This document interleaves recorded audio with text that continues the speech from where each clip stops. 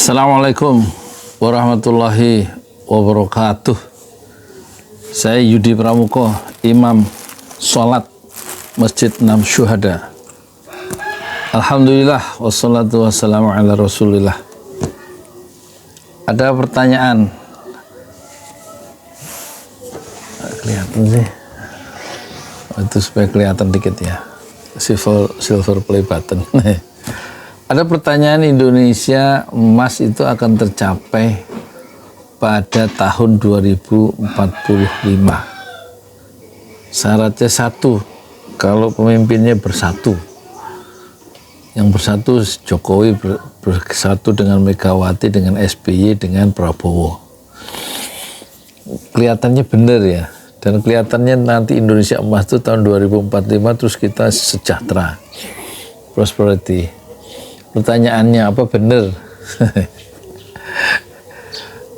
Apakah kita bisa sejahtera mencapai Indonesia emas kalau bersatu? Kalau menurut saya tidak ya.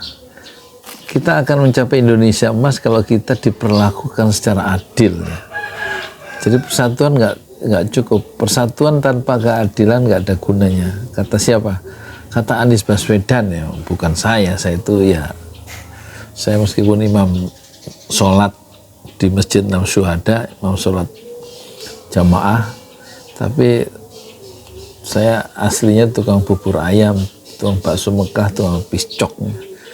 Jadi saya agak bisa mikir sedikit ya. Yang penting itu orang diperlakukan adil, dia sejahtera. Tapi kalau disuruh bersatu dan jangan memecah belah, menghasut, itu yang akan menghambat persatuan, itu harus kita cek dulu ya. Mungkin nggak kita itu mencapai Indonesia emas kalau korupsi ini seperti ini, seperti korupsi sampai 109 ton emas ya. Itu orang-orang di PT Antam. Terus ada korupsi yang 300 triliun ya.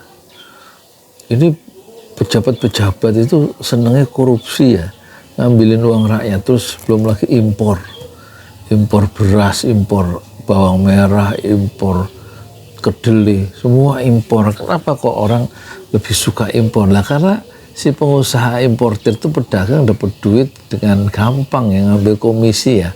Bukan komisi, ngambil apa sih namanya itu, keuntungan dari setiap ton itu berapa, keuntungan cepet itu. Termasuk orang yang mengeluarkan izin impor itu kan pejabat ya, kerjasama sama pengusaha, cepet dapat duitnya dengan impor itu. Yang bayar kan nanti yang beli kan rakyat, ya kan? Jadi nggak perlu rakyat itu mandiri, nggak perlu rakyat itu bekerja untuk menghasilkan produk-produk pertanian sendiri dan dia mengekspor keluar sehingga sejahtera, nggak perlu. Yang penting impor. Nah, kalau rakyatnya sendiri nggak berdaya, nggak berusaha mengembangkan pertaniannya sampai bisa ekspor dan punya keunggulan dalam produk itu di tingkat global, kira-kira bisa nggak mencapai Indonesia emas ketika korupsi itu banyak ya di mana-mana.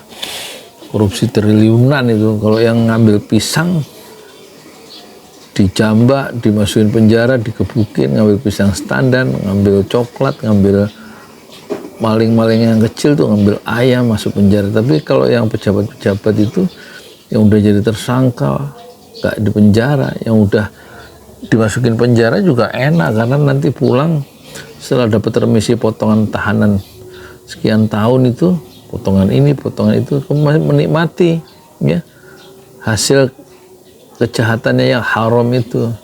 Udah nggak perlu bicara dosa, dia nanti tinggal ke Mekah, tobat di sana dengan uang haram. Disangka Tuhan itu bisa ditipu sama dia. Terus bagaimana kita bisa Indonesia emas? Dengan slogan persatuan. Kalau biaya kuliah mahal, sekolah mahal, ini masuk sekolahnya orang-orang pusing di sini. Ya, belum lagi gagal panen 4 bulan loh, banyak 4 bulan orang, 4 bulan terakhir ya sejak pilpres itu orang udah nggak ngirim donasi ya, karena uangnya nggak ada di masyarakat ya. Untuk pembangunan Masjid 6 Syuhada itu sudah 4 bulan ya, nggak cukup untuk kerja terus setiap hari, paling seminggu kemudian libur 3 minggu, itu nanti cari tukang susah lagi kan kalau nggak terus-terusan gitu ya.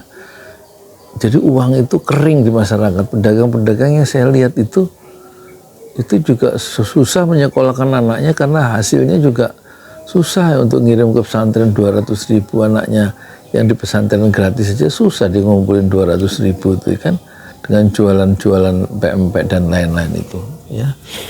Bisa nggak Indonesia mencapai Indonesia emas ketika pejabatnya korupsi, terus hidup mewah, nggak mikirin rakyat, terus di mana-mana membangun kartel, membangun dinasti politik, menguasai sumber-sumber ekonomi dan politik untuk dirinya, untuk keluarganya, dan untuk kliknya. Bisa nggak koruptor-koruptor itu saling merangkul, saling bersatu, saling menggerendel, supaya nggak saling melukai, nggak saling membongkar, saling TST, tahu sama tahu di kalangan mereka, sama-sama korupsi lagi, ya kan, asal kita tetap bersatu untuk menjadi maling ya, bersatu untuk merampok uang negara, uang rakyat sebenarnya itu. Bisa nggak Indonesia itu mencapai Indonesia emas ketika sumber daya itu diobral, ya, nikel diobral dengan murah, sumber daya alam itu ke orang-orang asing. Bisa nggak kita mencapai Indonesia emas? Lah kerjaan susah, lapangan pekerjaan yang dulu kata dijanjikan sama siapa tuh 10 juta lapangan pekerjaan, nggak ada. Justru pekerja asing tuh banyak di sini. Bisa nggak Indonesia itu menjadi Indonesia emas? Lah anak-anak muda itu semuanya di jalan-jalan di ojek, di Jakarta sampai 1,2 ojek itu, ojek online ya kan. Bisa nggak Indonesia menjadi Indonesia emas? Lah itu pinjaman haram di mana-mana dilegalkan oleh pemerintah ya. Orang-orang miskin pinjol, akhirnya untuk membayar pinjol dia pinjam lagi pinjol yang lain untuk menutupi pinjol. Akhirnya beberapa debt collector datang ke sini sampai terjadi perceraian di sini nih, di kampung ini. Saya dengar apa yang keluarganya keluar dari kampung ini karena menghindari debt collector ya, sampai berpisah, satu rumah tangga itu pecah gara-gara suaminya itu, ini baru kemarin saya dengar, ternyata udah cerai karena suami didatengin, dia kerja tapi karena dia pinjol terus kerja di didatengin debt collector sehingga istrinya marah terus minta cerai, dia cerai sekarang ya. Bisa nggak Indonesia emas itu kalau pinjol merajalela? Itu pinjol merajalela itu yang menjerat orang-orang miskin dan nggak ada solusi dari pemerintah. Terus ada lagi istilah student loan, pinjol untuk mahasiswa supaya kuliahnya lancar dengan cara haram ya, bukan pinjol. Bisa nggak dia jadi pemimpin?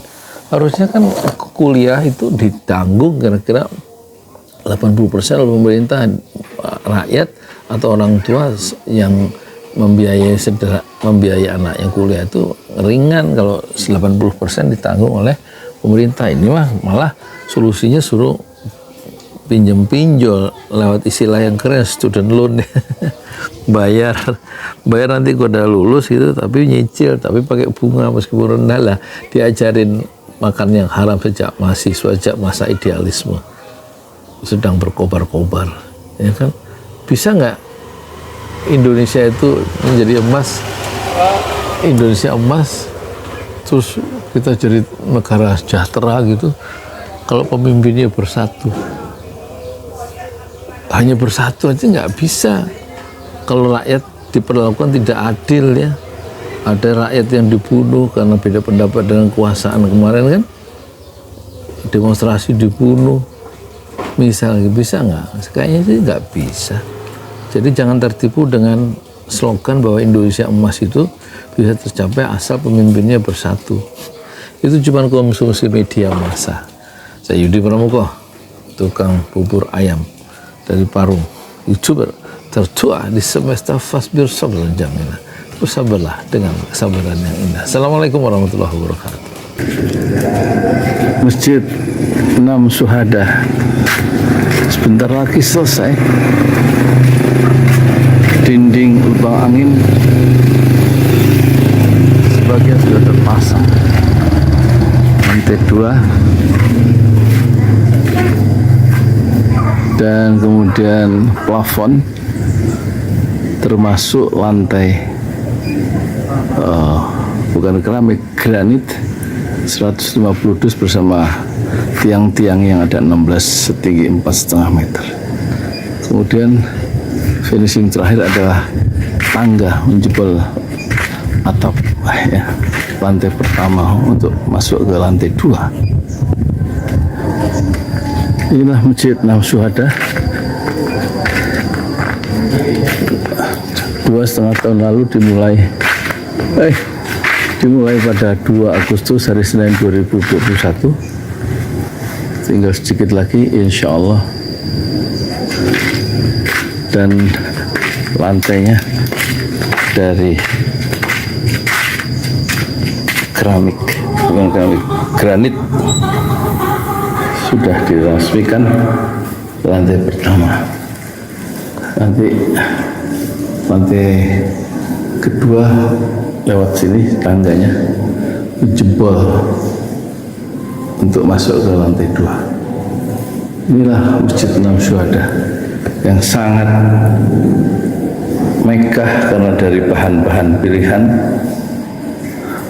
kualitas nomor 1.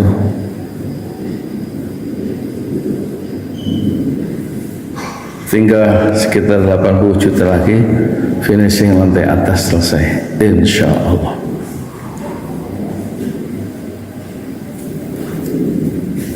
Ya, inilah Masjid Enam Syuhada yang sangat bersejarah ya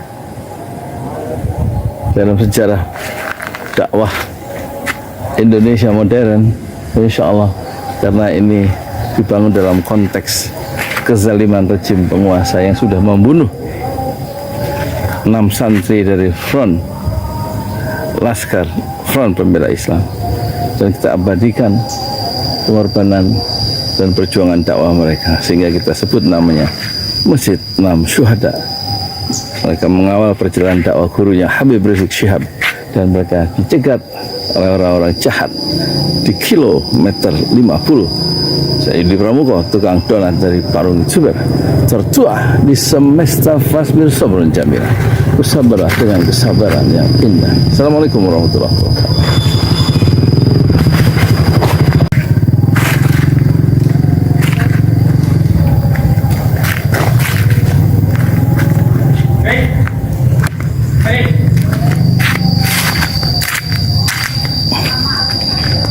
Nah, ada nggak ada yang kerja? Ya.